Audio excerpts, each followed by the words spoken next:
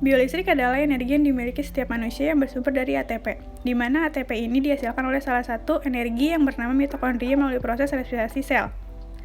Biolistrik juga merupakan fenomena sel. Sel-sel mampu menghasilkan potensial listrik yang merupakan lapisan tipis muatan positif pada permukaan luar dan lapisan tipis muatan negatif pada permukaan dalam bidang batas atau membran. Transmisi sinyal biolistrik mempunyai sebuah alat yang dinamakan dendris yang berfungsi mentransmisikan isyarat dari sensor ke neuron. Stimulus untuk men-trigger neuron dapat berupa tekanan, perubahan temperatur, dan isyarat listrik dari neuron lain.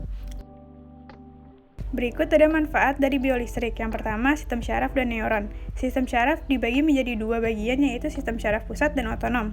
Sistem syaraf pusat terdiri di antaranya otak, medula spinalis, dan perifer. Syaraf perifer ini adalah syaraf-syaraf yang mengirim informasi sensoris ke otak atau ke medula spinalis disebut syaraf aferen. Sedangkan syaraf-syaraf yang menginformasikan dari otak atau medula spinalis ke otot serta kelenjar disebut sistem syaraf eferen. Sedangkan sistem syaraf otonom mengatur organ dalam tubuh seperti jantung, usus, dan kelenjar-kelenjar, sehingga pengontrolan sistem ini dilakukan dengan cara tidak sadar, yakni bekerja secara sendiri-sendiri. Konsentrasi ion di dalam dan di luar sel. Ini merupakan suatu model potensial istirahat pada waktu sama dengan 0, di mana ion K akan melakukan difusi dari konsentrasi tinggi ke konsentrasi rendah, sehingga pada saat tertentu akan terjadi membran dipole atau membran dua kutub di mana larutan dengan konsentrasi yang tadinya rendah akan kelebihan ion positif.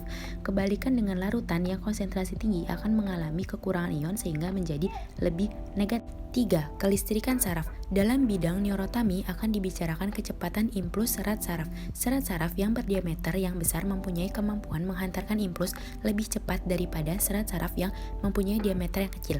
Serat saraf dikelompokkan menjadi 3 bagian, diantaranya A, B, dan C. Dengan menggunakan mikroskop elektron, serat saraf dibagi dalam 2 tipe serat saraf, yang bermielin dan tidak bermielin.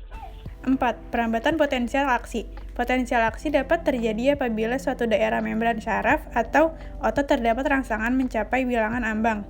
Potensial aksi itu sendiri mempunyai kemampuan untuk merangsang daerah sekitar sel membran untuk mencapai nilai ambang. Dengan demikian, dapat terjadi perambatan potensial aksi ke segala jurusan sel membran. Keadaan ini disebut perambatan potensial aksi atau gelombang depolarisasi. Listrikan pada sinapsis dan neuronal junction. Hubungan antara dua buah saraf disebut sinapsis. Berakhirnya syaraf pada sel otot atau hubungan syaraf otot disebut neuronal junction. Baik sinapsis maupun neuronal junction mempunyai kemampuan meneruskan gelombang depolarisasi dengan cara lompat dari satu sel ke sel berikutnya.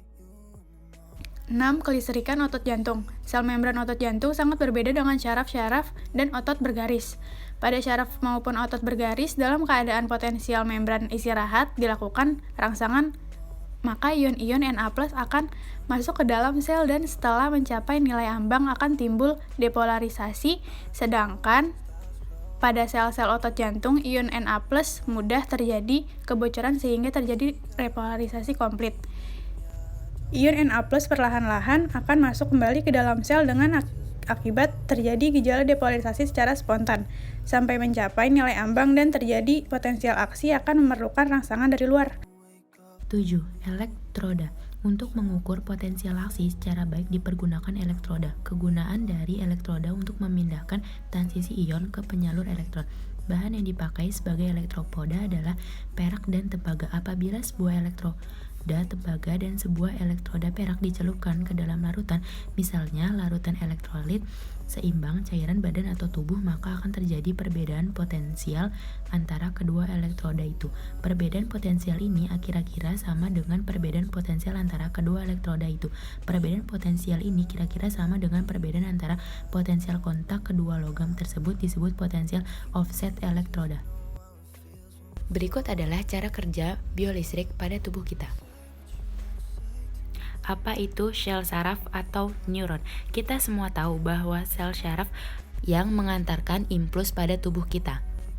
Otak kita terdiri dari 86 miliar sel saraf yang bekerja sama dalam menerima dan mengantarkan impuls dari otak kita ke seluruh tubuh.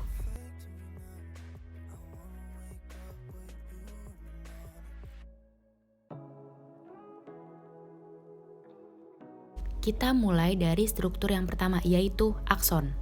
Bagian ini bertanggung jawab dalam impuls listrik dari sel saraf satu ke sel saraf selanjutnya, yang pada akhirnya akan menuju organ. Selain itu, kita juga punya dendrit yang menerima impuls dari sel saraf satu ke sel saraf selanjutnya, dari otot maupun dari otak. Impuls ini akan bergerak dari dendrit melalui badan sel. Di dalam badan sel terdapat nukleus yang terdiri dari materi genetik. Setelah itu selubung mielin. Selubung mielin membantu jalannya konduksi.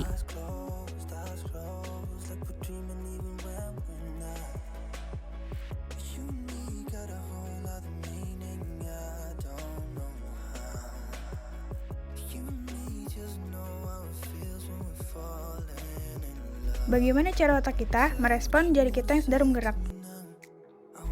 Dalam mekanisme yang kompleks, otak kita akan membentuk potensial aksi, yang kemudian diteruskan kepada sistem syaraf yang bertanggung jawab dalam proses penggerakan jari. Di antara sel syaraf satu dan lainnya terdapat celah yang bernama sinaps.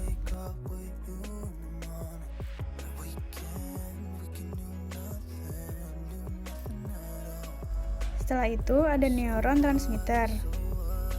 Kemudian dilepaskan ke sinaps dan akan menghasilkan potensial aksi di syaraf berikutnya. Di sini listrik akan dioper dari sel saraf satu ke sel saraf yang berikutnya. Sampai pada akhirnya jari tersebut dapat bergerak.